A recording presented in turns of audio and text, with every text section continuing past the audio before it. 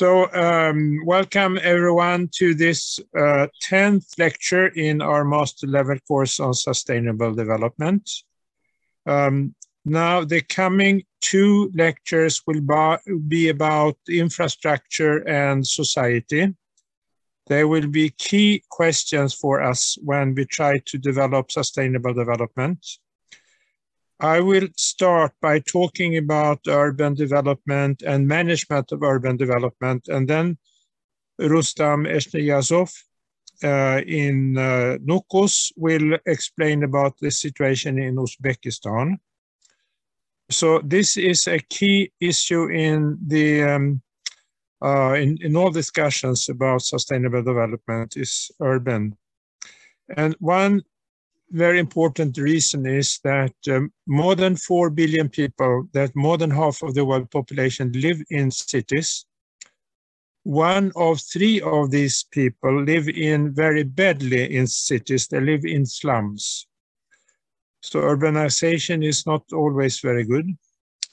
But populations urbanize as they get richer. For example, in Sweden, 85% of the population lives in cities and towns, which means that the countryside is empty to an extent.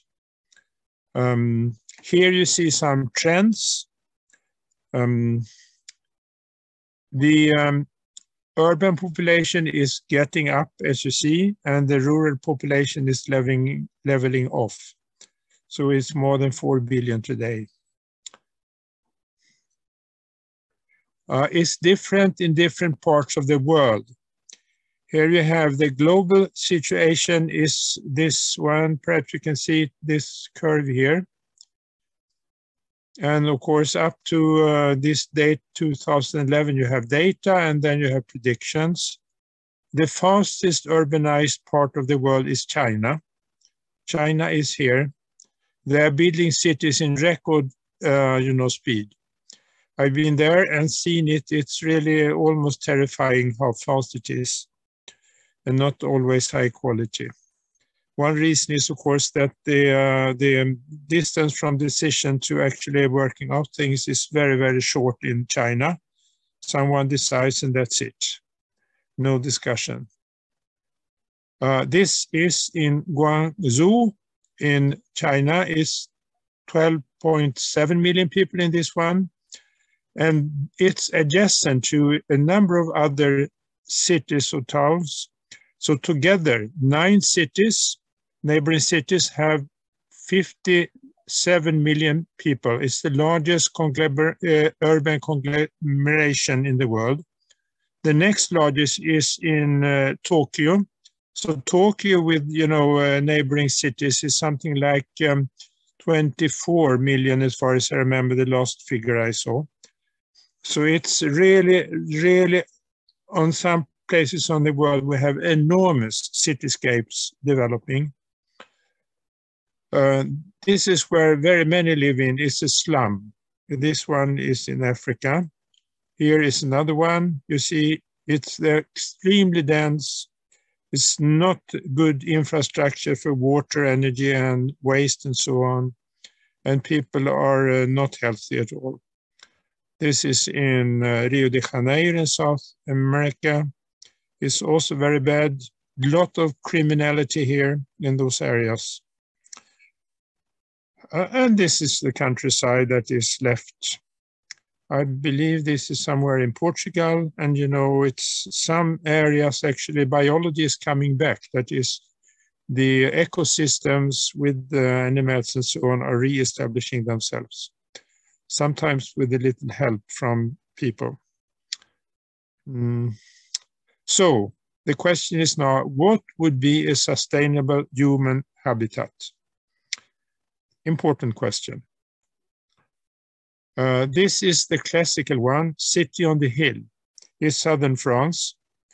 And you see the wall towards the outside, and all people living together on the hilltop. And then, of course, they are cultivating outside and so on, and spending, living in the town itself. It has been, such cities have been around for thousands of years. Another picture is from Stockholm. What we see here is typical for present city development, densification. People are living closer and closer. So it's important to leave some areas for breathing, for greenery, and so on. And sometimes it is just fine. To the right, you see that. And to the left is a new area, which is the newest area in Stockholm. It's supposed to become very sustainable. Remains to be seen, to be honest. I've seen some figures there, and question is how it is with waste management, how energy is taken care of, how transport is taken care of, and so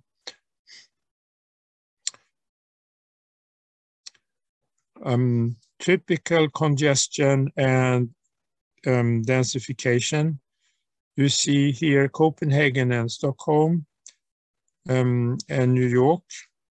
To the right, I think is New York, of course, is very dense.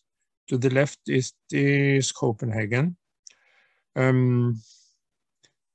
Public transport, PT, 70% in, for example, in Manhattan in New York, not very many people use their private cars, not at all.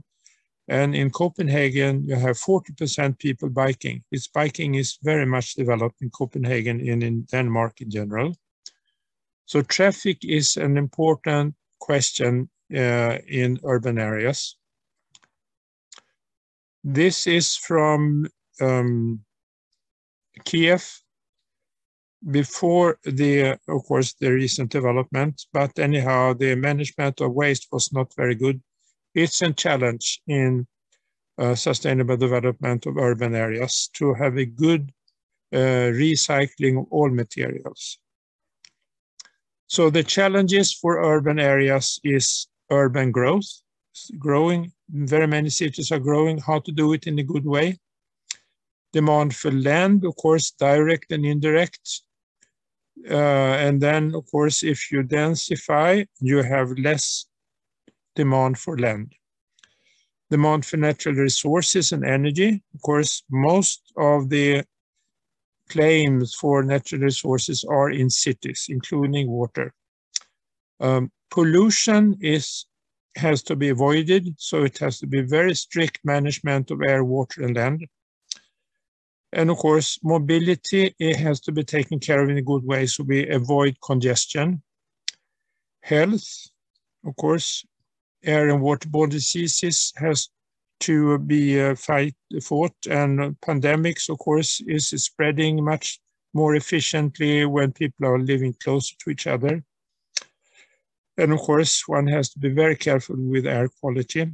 It's difficult with a lot of traffic. And safety, looking at deteriorating infrastructure, crime and terrorism, and natural disasters. These are challenges. These are the opportunities.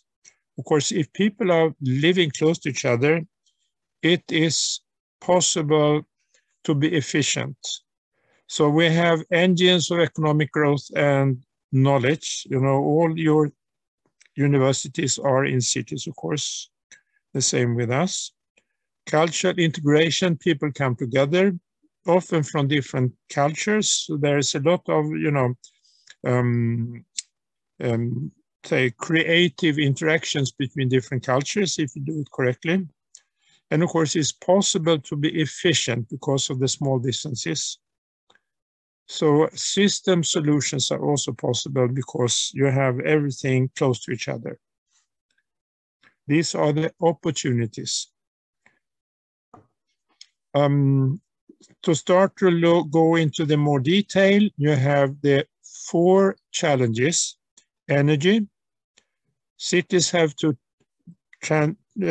change to energy without fossils. How to do that? In Uzbekistan, of course, you have the gas dependency, which is not good. You have to somehow get out of it. In very many places you have dependency on fossils, and one has to change it. And materials management, I mentioned, you have to recycle all materials. In cities, you have the recycling centers have to be established everywhere. Economy, of course, in the cities, we see all over the transition to a post-industrial economy, very much more dependent on services than on materials production. And demography, in many places, you have a growing population and aging population because families get smaller, people get older, so it's an aging population. More people depend on support from a younger part of the population. These are some examples of how the urban density and the energy consumption relate. You see, in United States, here you have some cities where it's not dense at all. Detroit, Phoenix, Denver, Los Angeles, and so on. They are very much spread out. So they have an enormous energy consumption per capita, enormous.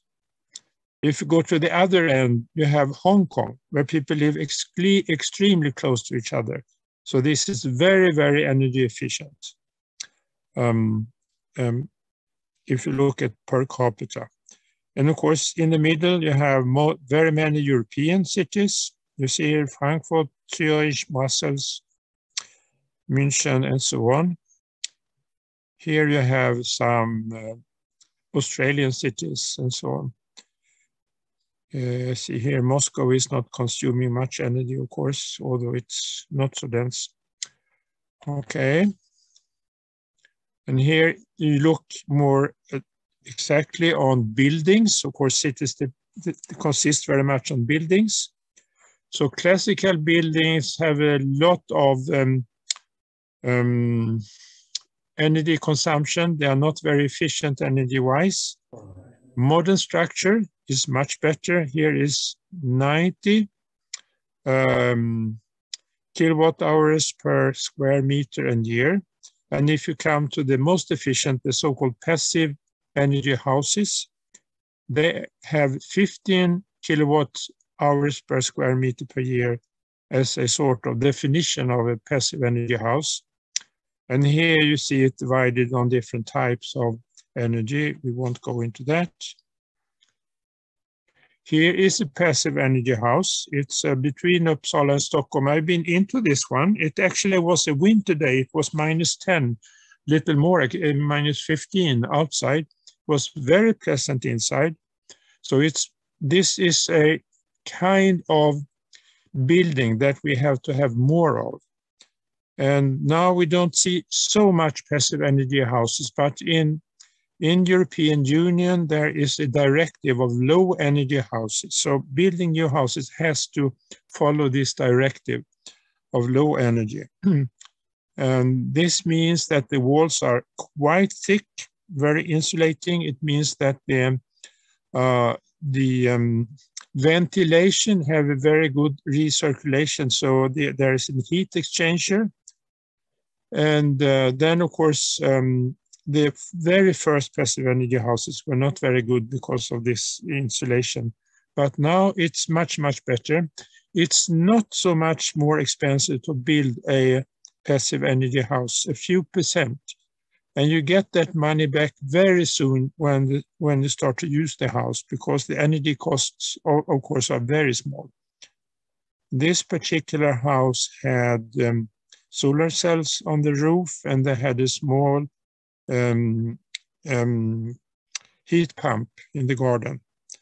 So it was running extremely efficiently. Yes, this is something about good transport in sustainable cities. This is in Marseille in southern France. It's their new tram. Trams, of course, rail traffic in general are energy-wise much more efficient, and it's also good that they run on electricity, which of course is a good, it could be produced without fossils in a fairly direct way. It's also possible to plan the city so it's attractive to use bike and walk. So this is very important. Here you see the bikers are not together with their cars. That's important if you want to have much biking.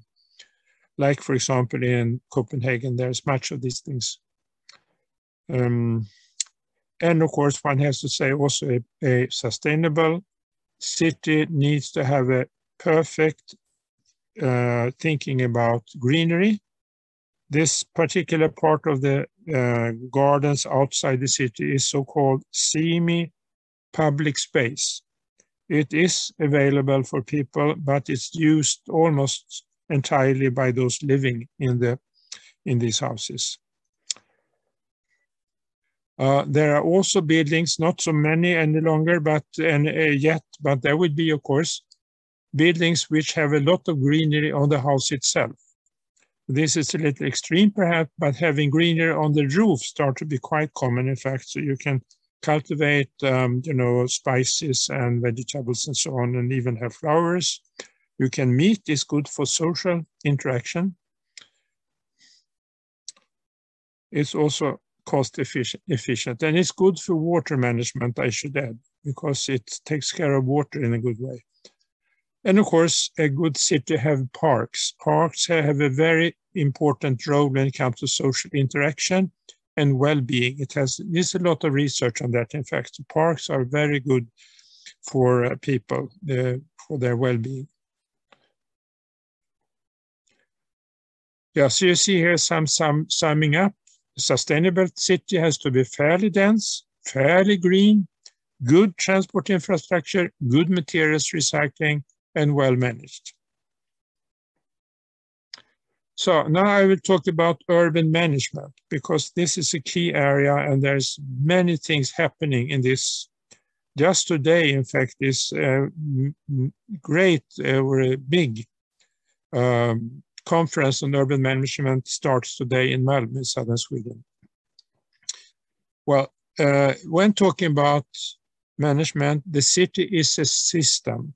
So all the challenges and questions of the city development has to be treated together.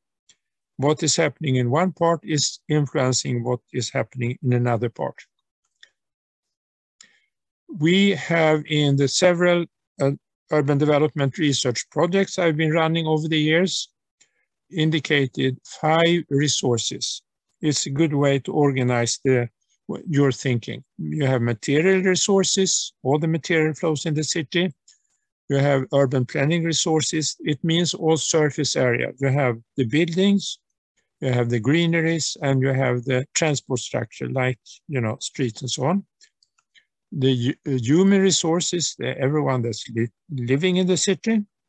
The societal resources is all the functions and institutions, the city administration and all the services from the city administrations to the inhabitants.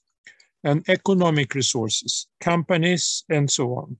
Everyone, of course, is having some kind of economy.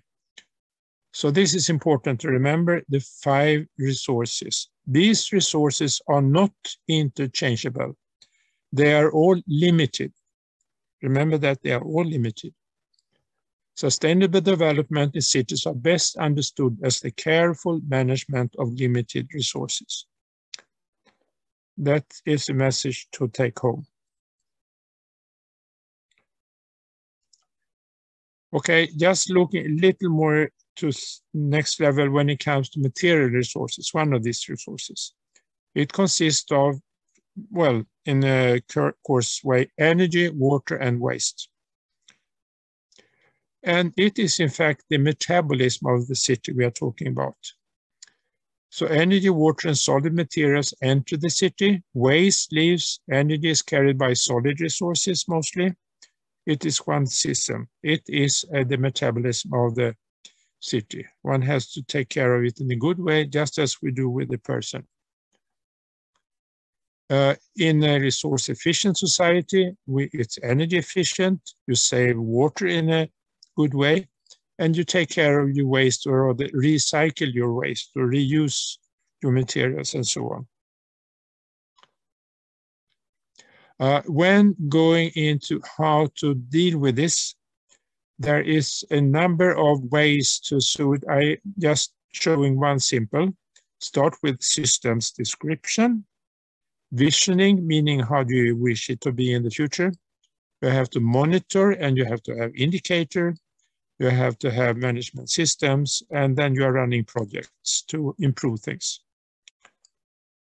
This is just one example of visioning. It is Uppsala, in fact, some 15 years ago, how we wanted the new train station to be and some new buildings, the greenery and so on. Just one example. Here's another one. How would you like your city to look like 50 or so years into the future? Göteborg did this one on the broad scale. Very many people were invited to take part. And they focused on 5 areas here. The sun city, meaning energy. Question, how to collect energy from the sun, you know. Urban structure, for example, how to develop the greenery in the city. Transport, of course, cities, the streets and so on. And food, how to feed the population and keep them healthy. And then recycling, which was much waste management. So there were reports on every one of these 5, and I am not quite sure how much they have used this visioning in the work since then, because this is 10 years back or 15 even. Okay, so we are already coming to the break, perhaps a little too early. Should we perhaps continue a little and go back to this? Because I only talked for 20 minutes, huh?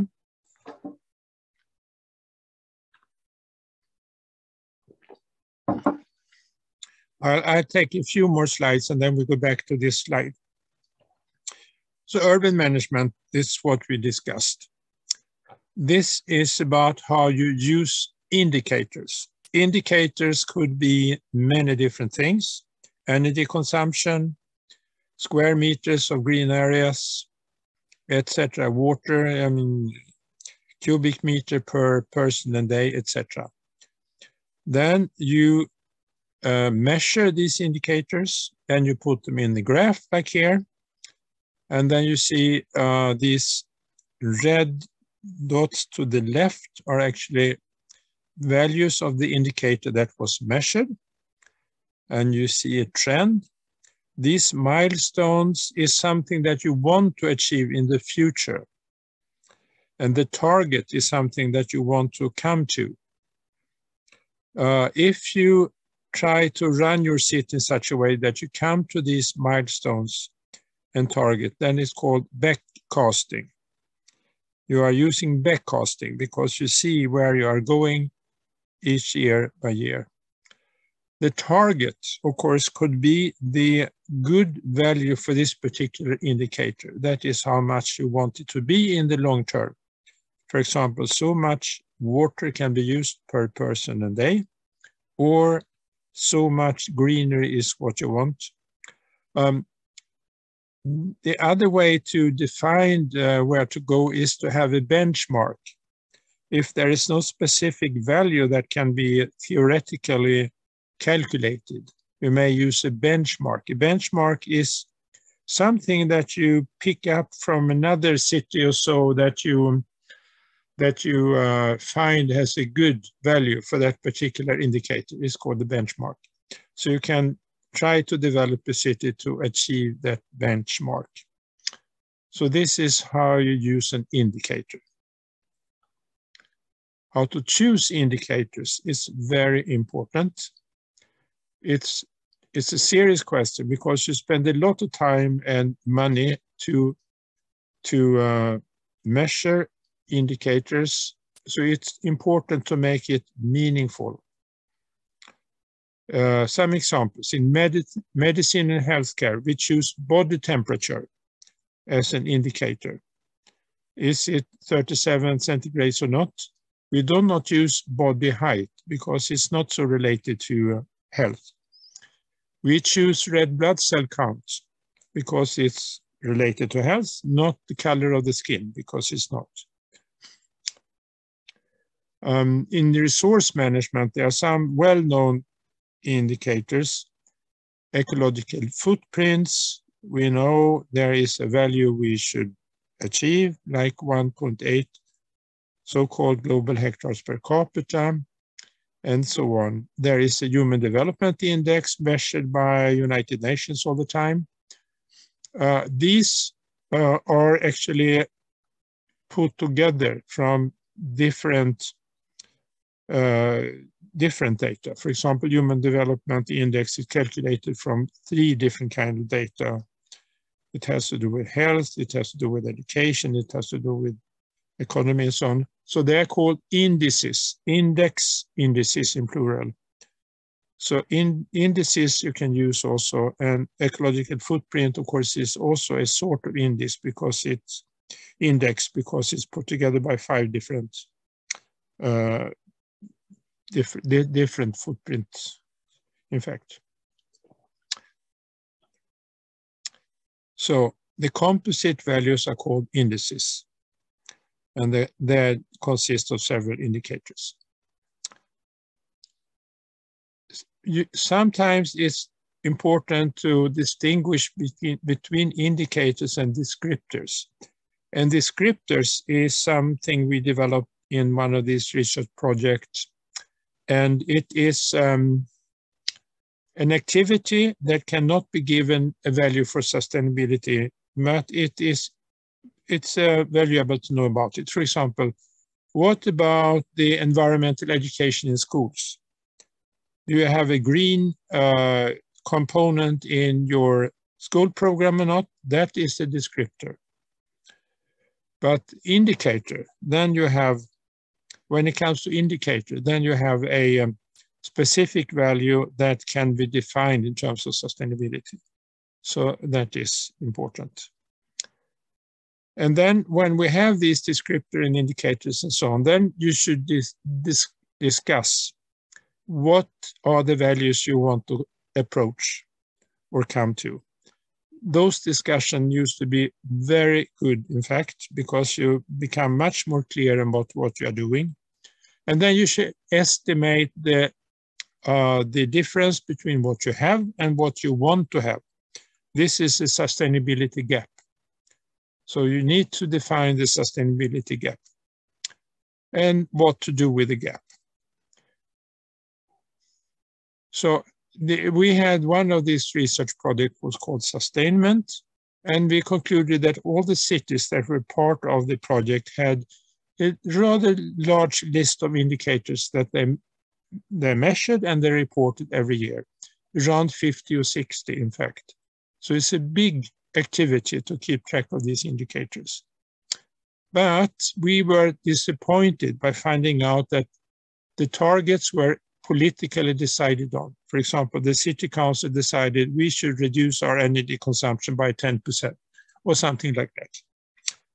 There was no talk about how sustainable the new value was. It was just a political decision, and the people working with it in the city administration did not quite understand the difference between politically decided and the scientifically decided value.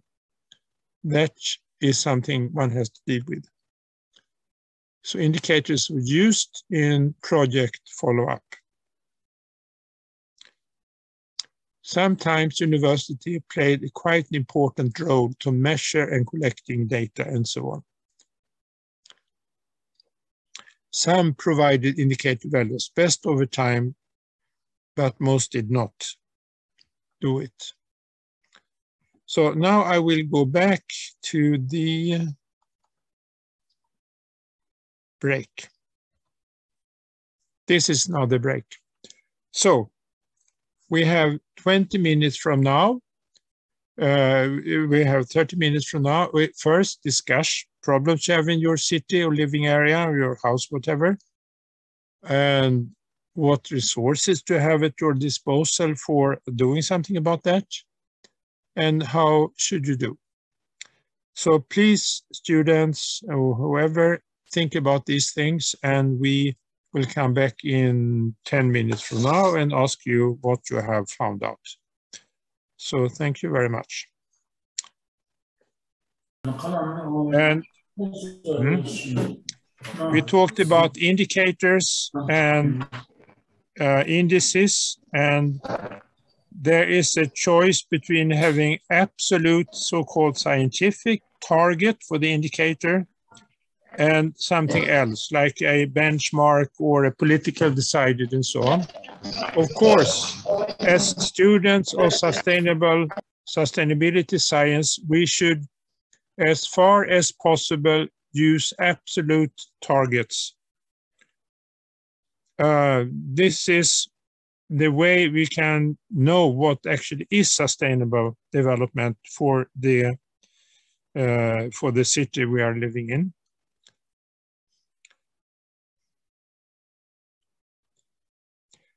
You can compare with medicine. In fact, quite often it's good to compare with medicine because we want to have a healthy city.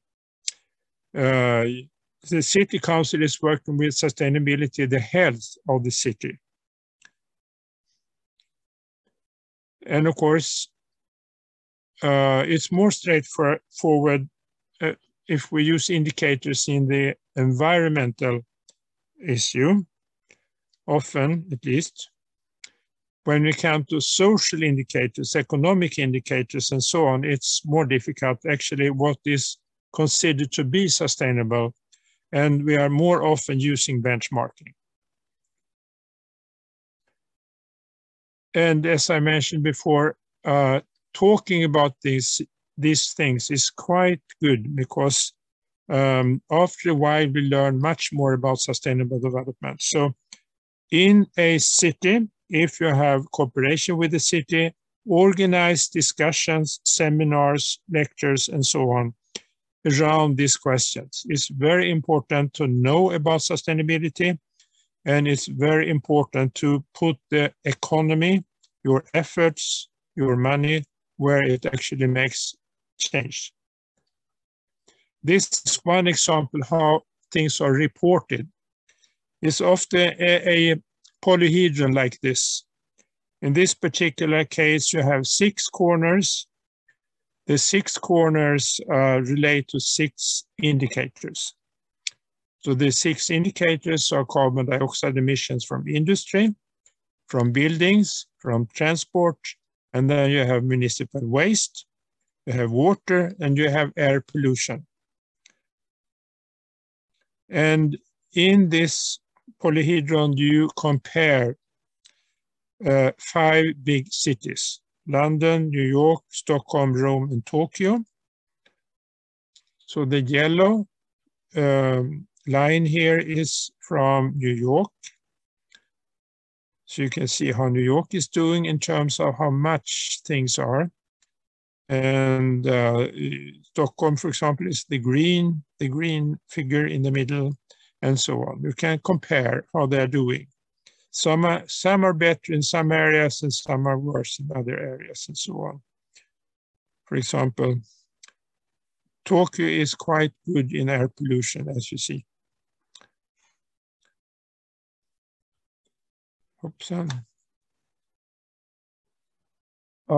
You may also get reminded of the fact that economics, they're using indicators every day, and very many, hundreds sometimes. For example, the value of shares, the percentage of a loan, that is the interest rate of loans, and so on and so on and so on. So it's not a new thing if you are in economics, but it's not so well established when it comes to city and sustainable development. Now, let's say something about management systems. This is a rather well-established and quite much used system, Managing Urban Europe, MUE 25. Here you have a fairly typical 5-stage cycle for urban sustainability work. And it is imported from business, in fact. But if you look here, you see you start with plan. It's more easy to see to the right, perhaps. You start with plan. And then you do something and you check if it is correct. And then you act again, and then you go back to plan, and so on and so on. It's turning around. The integrated management system is turning around. In the circuit to the left is a little different names of these things. You have a baseline review. You are setting the target. You have a political commitment. And you have implementation and monitoring. And then reporting. This is the integrated management system. It was used in a big project in many European cities. So here you see it again. Start by baseline review. You set your targets. This is a very important step. Number 3, political commitments. It's no point in using a management system unless the heads of the city agree that this is what we should do, this is what we should invest in, and so on. It's very important to have a political commitment. And 4, implementation and monitoring, and then evaluating and reporting. Normally, a cycle of these 5 steps runs over 3 years. Each of these years have specified things that should be achieved in that particular year. And after 3 years, a new term starts with review of vision, indicators, targets, etc.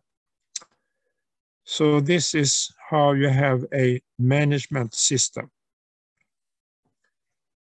Each such system have a frame. So the city has a frame also, and there are several types of frame. The classical system description is called the triple bottom line.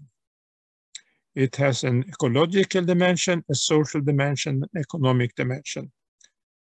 So this is for a city, for example, the ecological is connected to environment, the social is connected to the inhabitants and health and so on, and economy, of course, is related to economical. It is very classical. You see it, you see it especially in companies. Very often that they say, we report on the triple bottom line, but it's not so easy to make operational. There are other frames that are better. The compass is one such other frame. It has 4 dimensions. I will soon show you which are the dimensions. It's better, especially for the social dimension, because it's unclear what actually constitutes the social dimension. The Global Community Initiative is an American work that I cooperated quite much with. Has 5 requirements, so they call it requirements. Habitat is the big UN, the big UN system for urban development. It's called Habitat. It has been around for some 30 years now. It uses 7 resources. And then we have Forum for the Future. It's another, project. It uses 5 capitals. It's quite useful also. All these 4 are better than the triple bottom line that's used so much in companies. We will go on to show this, the so-called compass. The compass consists of nature, and north is nature, and south, S, society. Then you have economy, east, E, economy, east, and west, well-being, west. So it's much easier to report with these 4 dimensions rather than according to the triple bottom line. So that's one recommendation from my side. Here is one example of the report. It's actually a big group consisting of university people, etc., running a project on Japan. So it's all of Japan, in fact. And estimating the the situation in Japan in 2005, and I don't quite remember which other year it was, but anyhow, you see, I think they were working on this for 5 years. It's in such a case, it's what work. The other figure is 2010. Anyhow, you see the well-being, economy, nature, and society, and the 4 values for each year. Each of these 2 years are indicated in the diagram. So you see it quite well, in fact, how it's working. And you see 100% is better than 0%. So it's improving when it comes to economy. It's improving when it comes to well-being. But when it comes to environment, nature, it is getting worse. But then society is working better. So that's an improvement. Yes, that's how you can use the indicator values. This is much more classical, simple. You have kilowatt hours per square meter is used for 3 buildings in Uppsala.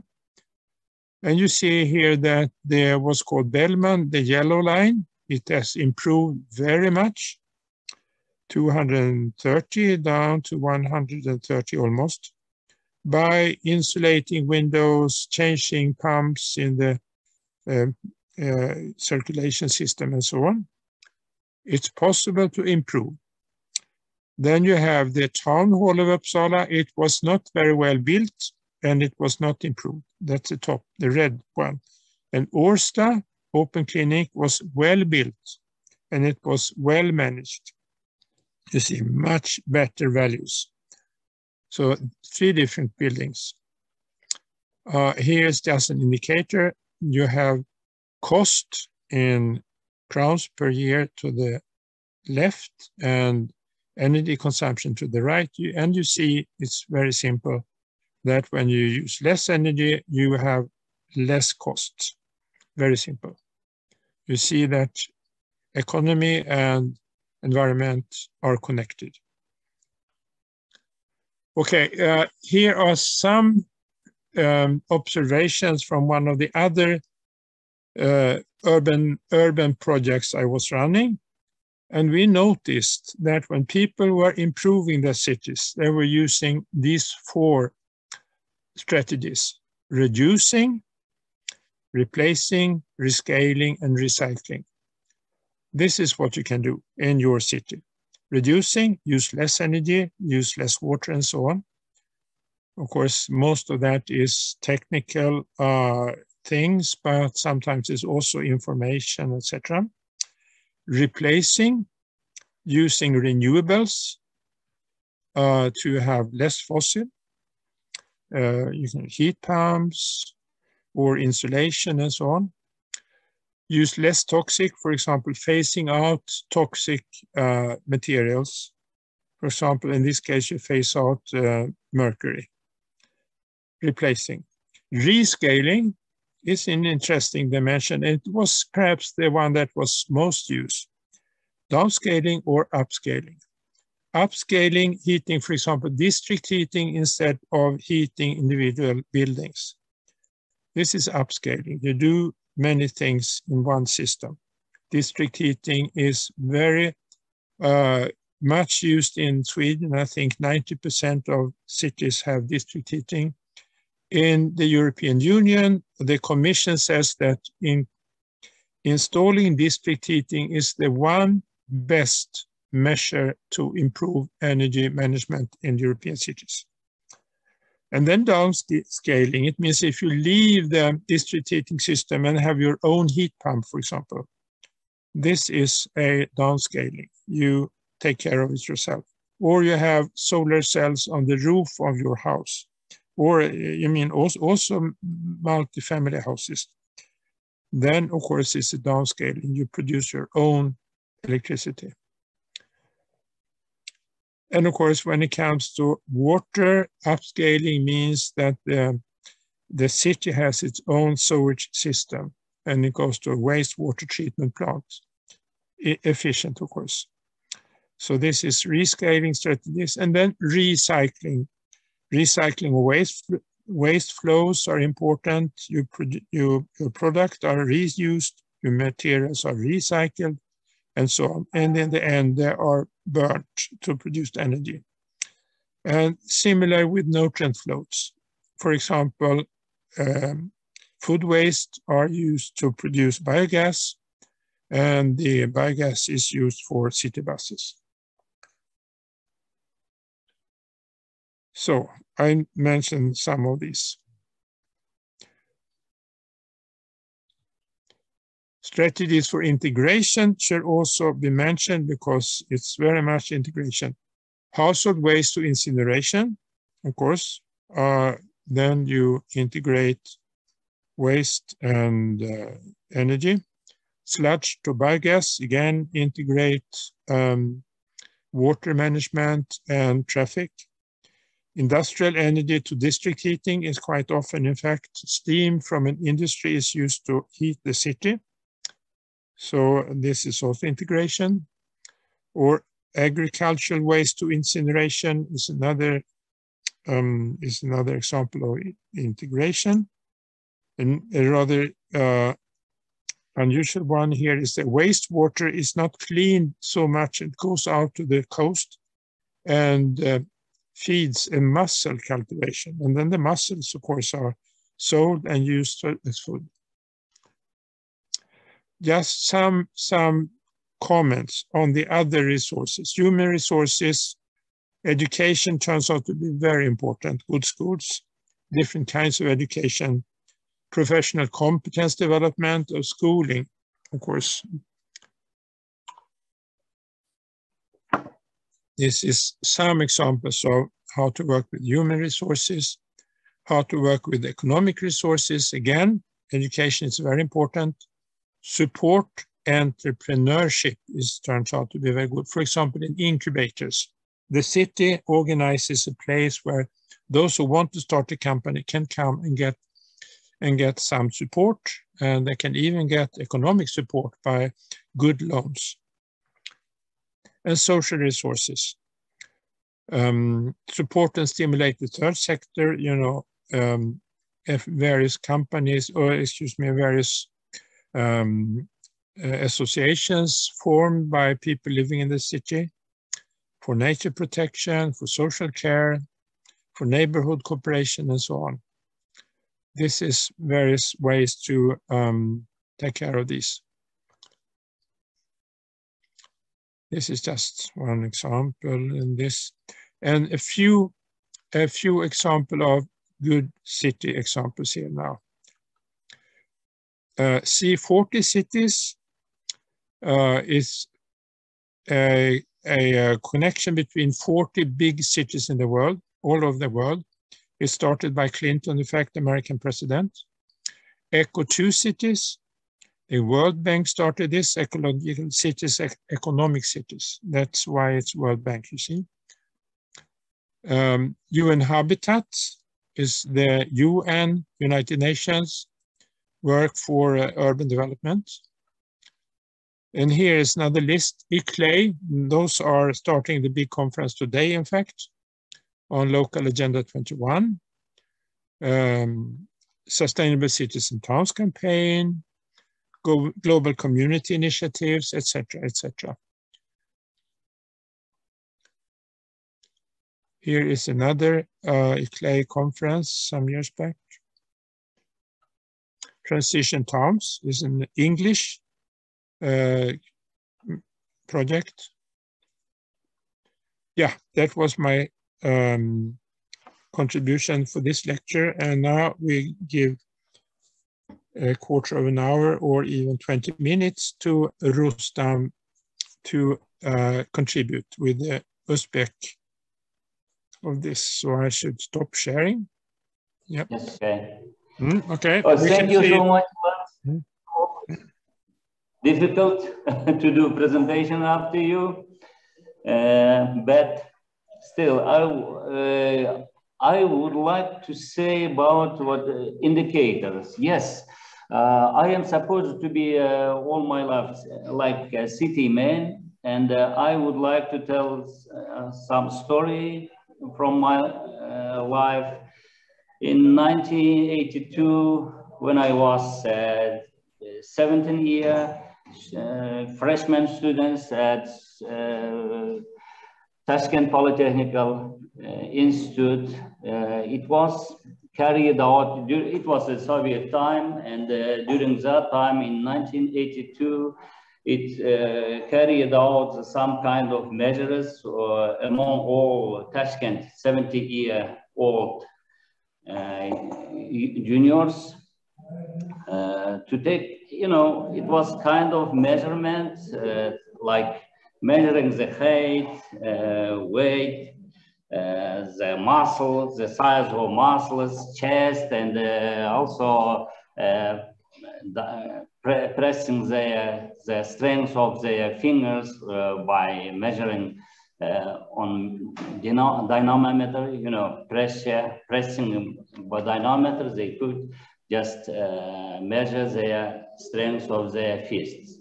So yes, after the finishing that measurements, they averaged all that stuff, and it was carried out also in 1922, or 100 years ago from now. It was carried out also the same measurements among the Tashkent 70-year-old young people. So it was compared with that results of our measurements where sorry, we got a break here. So it was compared with the measurements of the 22 years measurements.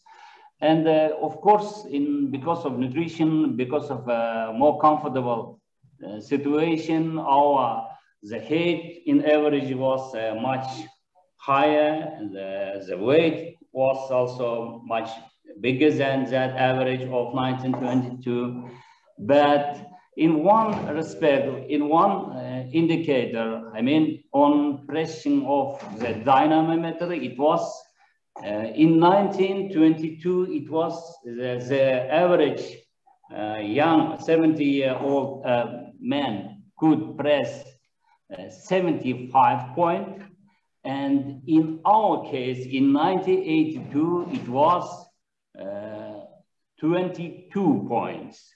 Actually, 53 points less than in 1922. Of course, at that time, our mass media told that it's in average, they became stronger and more healthy, but actually that indicator, the pressure of strength of fists were the most important indicator. Nowadays, medical doctors, they say it's the most important factor because it shows the blood pressure. If everything is good, the strength of a fist shows the human being's health of a human being. So I think now I wonder if we were taking the same measurement right now in 1922. I believe our 17-year, because we played the games, played the soccer, we did some exercises, but back in 1922, people, young teenagers, they would do much better hours, and they were perhaps more healthier than my age, people of 1982. So was it sustainable at that time? So being more comfortable, doing more comfortable is not means to make it more sustainable.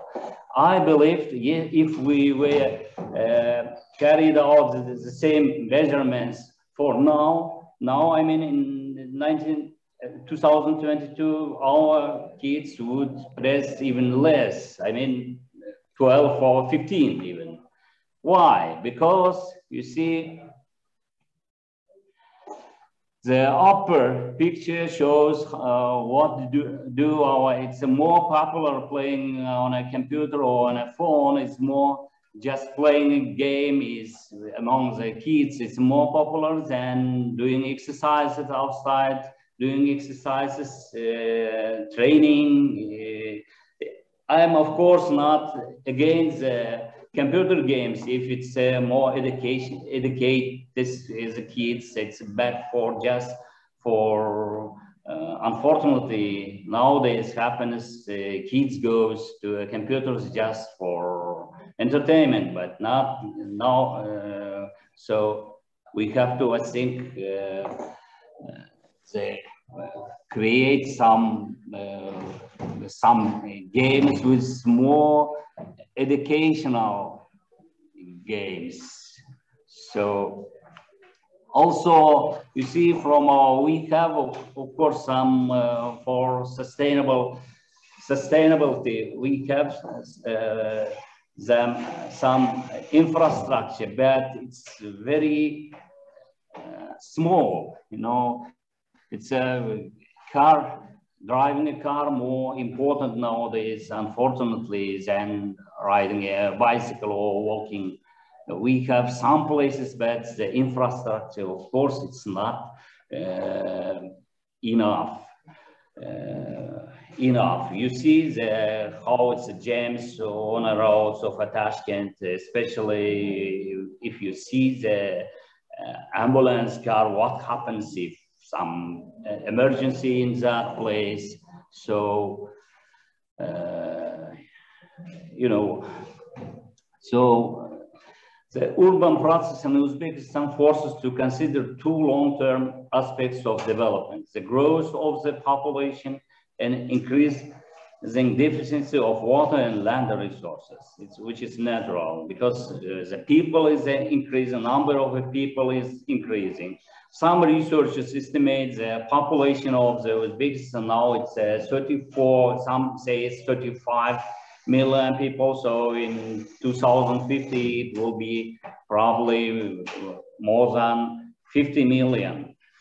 So you see especially we experienced the scarcity of, because of dry seasons in the beginning of the 2000s. We experienced very dry 2 seasons. You see the bottom of our channel, Kızılköken channel. It's now we call it other way Dostluk Canal, which comes from Abu Dhabi. So it was taken in 2000, from 2000 till 2002.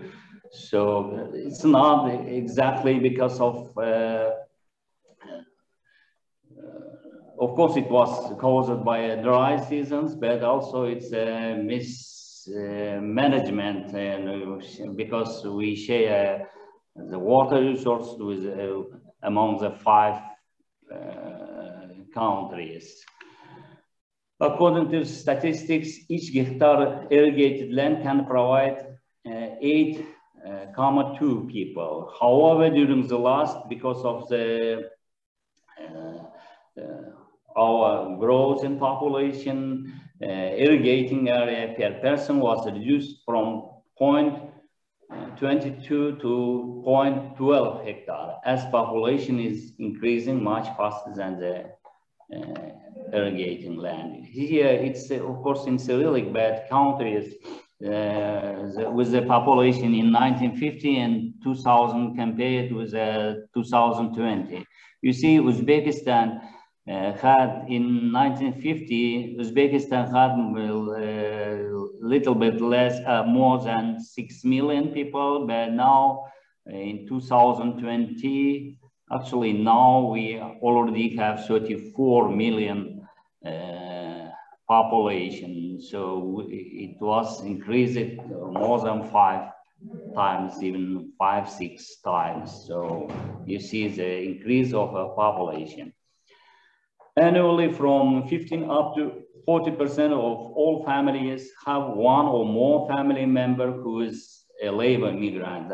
Usually to Kazakhstan, it migrates to Kazakhstan and or Russia, and about 13% of the inhabitants of the republic, or 38% of all urban population live in a small and average cities with up to 70,000 inhabitants. The population of the most part of cities of the republic is from 12 to 30,000 inhabitants.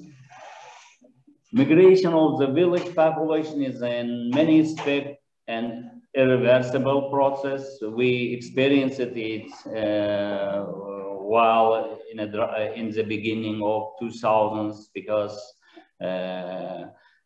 farmers, they don't want to, because of anyway the conditions in the city is much better. So farmers who already moved to cities, they don't want to go back. And in Uzbekistan, 120 cities and 115 towns lives 51, more than half of a population. Internal migrants search for jobs, first of all, in Tashkent, and cities included in an orbit of the large Tashkent agglomerate, which is Almaly, Angren, Ahangaran, Yangyul, Chirchig, and other small towns. So in Uzbekistan, we have only one Tashkent, which is now counts maybe for, you see the number of people, biggest cities with their population. Now it's in Tashkent, people say it's more than even 3 million, around 3 million population. And in Nukus, it used to be around 150 and 2,000 before the 20s. The good example for moving farmers from migrating people from collective farms and farmlands to cities, because now we have around 300,000 population in Nukus, but in 2000, at the beginning of 2000, before the two dry seasons, we had only maybe 200,000 population. So actually, the effective development of a city as an industrial center requires an advanced infrastructure, as Lars already mentioned, management of wastewater, efficient urban transport, of course. All economic reforms so far in Uzbekistan for 32 years of independence, especially the last 60 years, are based on the strategy of transition from agrarian industrial to industrial agrarian state. So we are doing our best to, for example, in Karakalpak, we are now constructing, creating a infrastructure for getting for using wind power, to use wind power, because in Karakalpak we have very, especially in Uster Plateau, we have a very windy weather, and also we use small, very small, but we use anyways solar energy. You see on the top of the advertisement, you see solar panels to give energy for that advertisement. But you see from on the road, you see it's a very nicely done bed. You see the border up to curb on the side. It's a nicely done bed. It's, you know, in a dry days, in sunny days, it's okay. But what happens in it's not a, I mean, this border it's good to keep.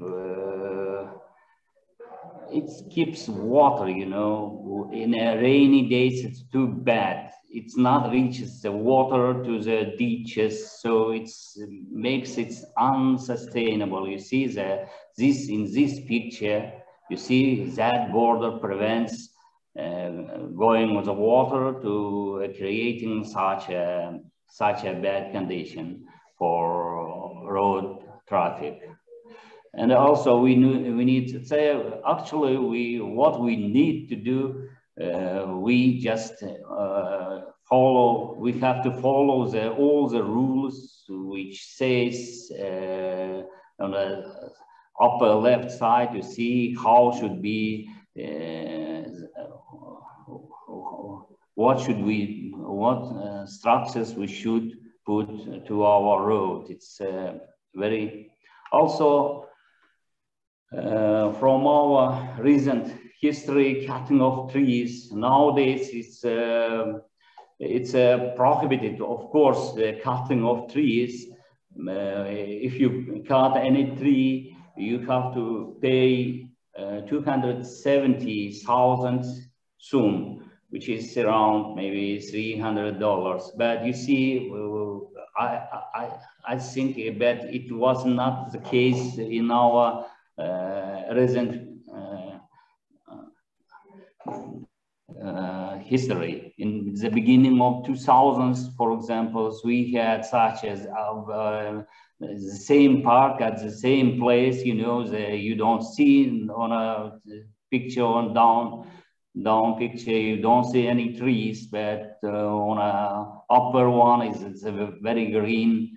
So also we have to, I think we have to differentiate the pains, because if you cut such a big trees, it should be, they should pay much more money than it should be pains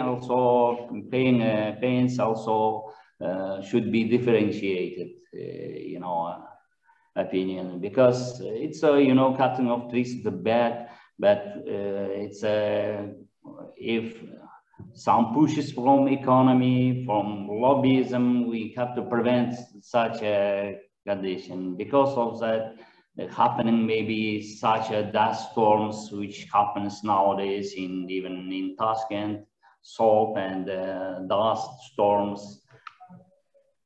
It's a real picture is taken from. So if we don't move to a sustainability, we will face such a bad conditions. So here's references for more further readings. It was taken also. Thank you for your attention, and if you have any questions, please. After the last class, it's always boring, I understand. Very good. Yes, exactly. Thank you, Rustam. Great. You are welcome. You are welcome. Mm-hmm. So.